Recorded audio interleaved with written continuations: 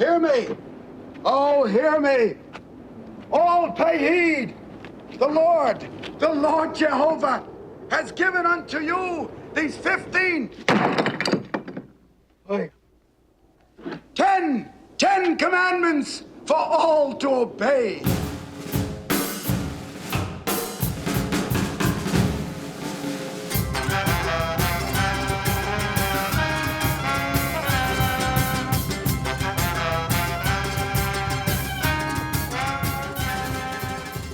Welcome to this special Passover episode of Amusing Jews, where we celebrate Jewish contributors and contributions to American popular culture. Passover Seders can be a drag. Long, slow, repetitive, inscrutable, leaving attendees, young and old, snoring to the finish line. Of course, that wasn't the case when the Seder was held at Sid Caesar's house, with a guest list that included Mel Brooks, Carl Reiner, Richard Lewis, Lainey Kazan, Theodore Bickel, Connie Stevens, Monty Hall, Arthur Hiller, Jeff Ross, and today's guest. I'm Jonathan Friedmann. And I'm Joey Angelfield. Producer-engineer Mike Tomrin is working somewhere behind the scenes. Amusing Jews is a project of Adat Chaverim, Congregation for Humanistic Judaism, the Jewish Museum of the American West, and Atheists United Studios. We're excited to chat again with Rena Strober, a Broadway, television, film, and voice actor who's currently working on a memoir, singing for Sid and other wow moments. Rena, welcome back to Amusing Jews. Thank you. You guys have not aged a bit. That's so nice of you to say. So Rena, tell us, how'd you get to know the legendary Sid Caesar? Oh my gosh. It just gets more and more Jewish. I was doing a musical review in Los Angeles. I just moved to LA from New York in 2012 or 2013. And Jason Alexander cast me in a musical review called When You're in Love, the Whole World is Jewish, based on the Bob Booker albums. If you're of that age, there were these records that sort of broke down the traditional Jewish jokes into scenes. And Jason directed sort of a stage version of it. And I just moved from New York, where I had a lot of cool things going on in my life. And one of them was I was a member of the Friars Club, because I am obsessed with old Jewish men, basically. Not obsessed. I think I am an old Jewish man. Let's just say that. Born and raised in the Catskills. I'm a Borscht Belt person. So in my bio, it's talked about stuff I'd done, and then it said I was a member of the Friars Club. And afterwards, an adorable couple came over to me and they said, "Oh my God, you were great. We used to run the Friars Club here. Would you want to meet Sid Caesar?" And I was like, I'd been stalking Sid at Factor's Deli every Wednesday for a good 6 months because he was meeting his writers there every Wednesday. I've loved Sid Caesar since Greece, History of the World, and then I got to know Caesar's Hour. And I knew that he had not met anyone in in a year or so, because he was sort of housebound and getting older. But this couple said that they were his caretakers, and would I want to go up and meet him? And they'd never done this before, but something about me, because I'm an old Jewish man. So yes, I said. And the next day I was given the address, and I met Arthur Hiller actually in the driveway, and we walked in, and there was Sid in a hospital bed, giant. He's still a giant, giant hands, giant eyebrows. And Arthur sat down next to him, and Arthur just started crying, actually, because the Sid looked very old and frail and sort of not there. And I stood, and I let the men just have a moment. And then Lou, this friend, said, "Rena," because I'd sung in the show for Jason, "Sing for him, sing for him." My whole life I've been forced to sing in funny situations. But so I started to sing. Sid's eyes popped open and his giant eyebrows went up, and he looked to me, and in like a gravelly voice, he said, "Oh, wow," which is the name of the book I'm working on. And he started to sing. I've never done this with a real straight out the farm with an actual and everyone was sort of shocked a bit. And to make a long story short, for a year, I went by his house every week, and I sat next to him, and I sang. And I sang Gershwin and Rodgers and Hart and Hammerstein and And the music started to bring him back. And he then, in return, would tell me stories. And I sort of became part of the mishpucha, and I was there a lot. And Mel and Carl would go on other days. We all had our days that we went. And the village loved him and took care of him. I know that you're a dyed-in-the-wool New Yorker, and LA is still not 100% comfortable for you. What is the difference, or what was the difference between the Friars Club in New York and in LA? I never went to the Friars Club here. From what I know, because the New York club made the LA club shut down many years ago, the New York club was very exclusive. You could only walk through those doors if you were a member or with a member. We were fairly strict about it. And for those who don't know the Friars Club, we did the roasts, all the famous roasts. We had Milton Berle left his 5-story townhouse to us on 55th. It actually all just shut down and it's gone. But during the heyday, there were the roasts and Freddie Roman. We would have lunch there. We would have chopped liver, happy hour. I sang there every week, but it was exclusive. It was a club for entertainers. I was I say I brought the average age down to 70 because it was mostly old people. Then there was Jeff Ross and me and a few other people. So the one in LA um, was open to everybody. Sort of towards the end, and I think that was the problem. Anyone could go sort of as a restaurant. Enjoying the show? Click like and subscribe. So how did you end up doing a Passover Seder with Sid Caesar? I'd heard that his Seders were famous. Him and Florence were very social people, and they had this beautiful house in Beverly Hills, and they were infamous for throwing I think it was mostly the second night Seder. And I'd heard that Sid would only talk in his gibberish, and these were famous Seders. And at this point, I don't know if they had been doing them, but we decided to bring it back that year. It was his actually final Seder. I did 2 there, but the following year, he had already passed away. So he was there in a jar with his wife in a jar and his dog in a jar. And I say that lighthearted because he would love that. um, but the year that he was there, Theo Bickel, who had just played my father in Fiddler on the Roof, I was on the national tour with Topol, and Theo came in to fill in. So I knew Theo. So me and Theo sort of put this Seder together for Sid and all of his friends. And I was the youngest by far. So I got to sing the 4 questions for the first time in decades. So these Seders were infamous and they had about 20 people. It was catered at from Brent's Deli. Um, and they were the same people. And just a few moments that I want to share is Monty Hall, who was one of the kindest. Like I knew him a little bit, but he is such a neshama. Like all he wanted to do was the Shehechianu. Like can I please do the Shehechianu? Like that meant so much to him, and he did it.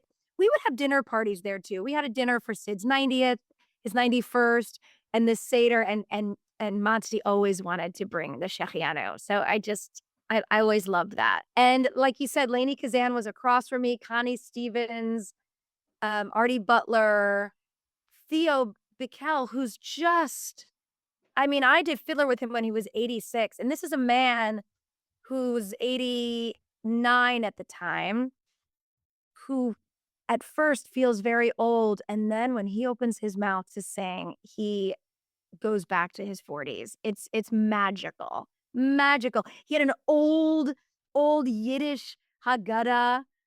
He's also incredibly progressive. He sounds like he wouldn't be, but the orange was there on the Seder plate. He challenged every story. He challenged every kashrut rule. He had a laptop on the table because he had just met this woman in India, so he had her FaceTiming on there. Like, and Mel Brooks was what I called Malaysia. He was a few minutes late, and so we left a chair for Malaysia. So, and then because I was the youngest, and I sat to Theo's left, and I had to do the 4 questions.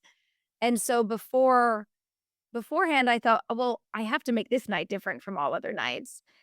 And I rewrote the 4 questions to the tune of Pardon Me Miss, which was Sid's big song on Broadway and From Little Me.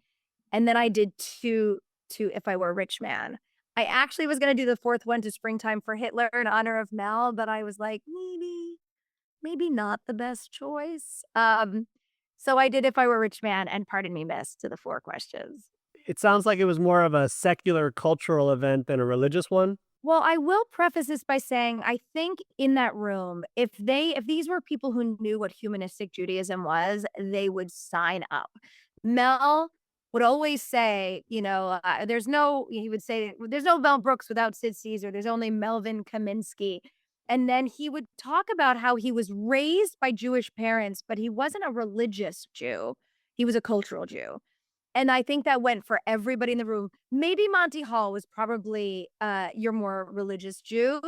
Rabbi Jerry Cutler, may he rest in peace, may his memory be for a blessing, who passed away just last month. He was the rabbi there, Reform rabbi, though. This was a cultural event. This was ritual, even to Theo Bickel. It felt very ritualistic in what's on the Seder plate. Whenever we said, why is this night different from all others? Mel Brooks would scream, because we wait so long to eat. Like, the people were just yelling things out. And Sid was not doing it this time, but he was known to just do the whole Haggadah in gibberish. Like, he would tell the story of the Exodus in gibberish. I'm sure most of these people hadn't been to a Seder probably in a long time, but this gave them this sense of connection, the food, the brisket, even like in this book that recently came out about Sid Caesar, my quote that they used was, when I walked in, it smelled of Shalimar and chopped liver.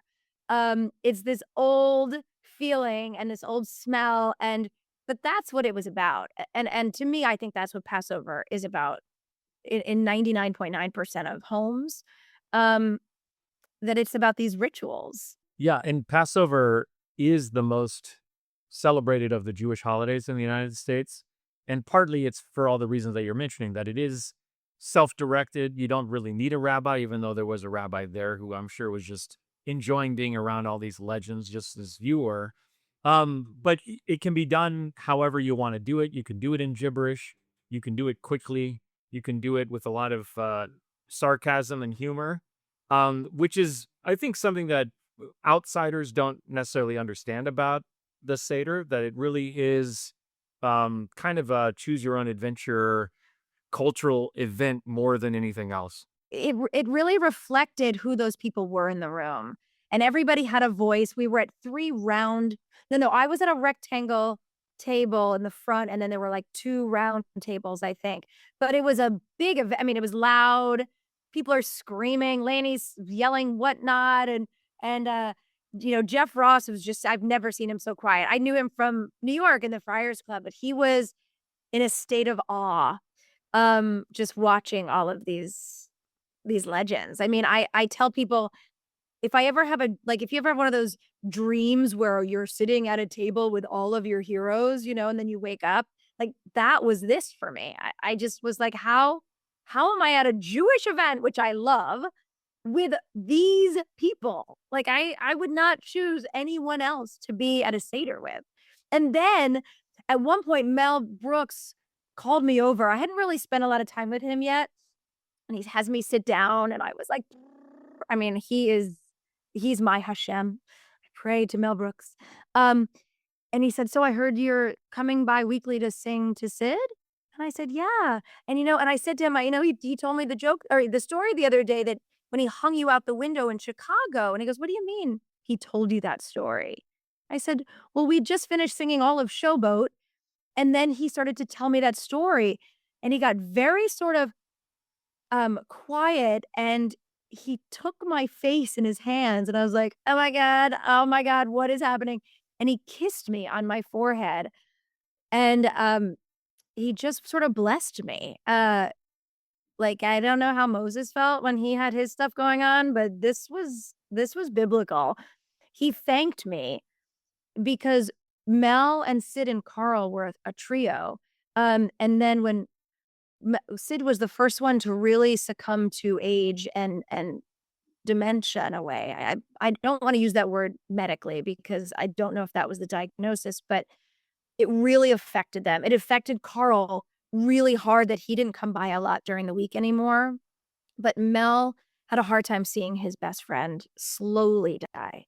And so he kissed my forehead and just thanked me.